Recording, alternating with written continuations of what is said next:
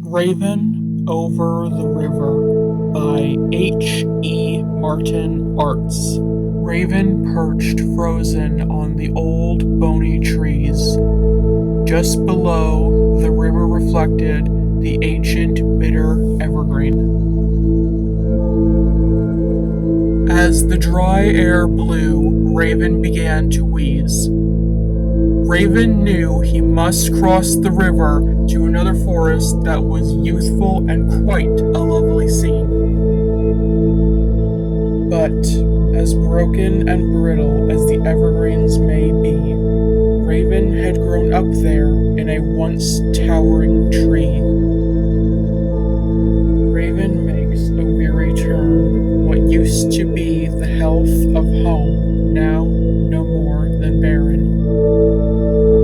The breeze now whined colder. Raven's body was draining of heat, but Raven's heart held a warm beat. With the winds growing heavy, Raven knew now to take a leave. One final turn made the mark for Raven to grieve. Ice-glazed wings spread wide and sorrowed. Still, for a moment, Raven wondered, what will come of tomorrow? A single jump off the branch was enough for it to break. Now, with no choice, the flight Raven must take. Powerful as Raven's wings might be, would they lift a heart filled with woe? Raven's trip seemed so long, but all in a moment the river spoke. At this, Raven's feathers did shake. Now below Raven, faces in the river soon made a glow. The faces hideous, miserable, and swiftly they seemed to grow. For Raven they called, voices crawling around.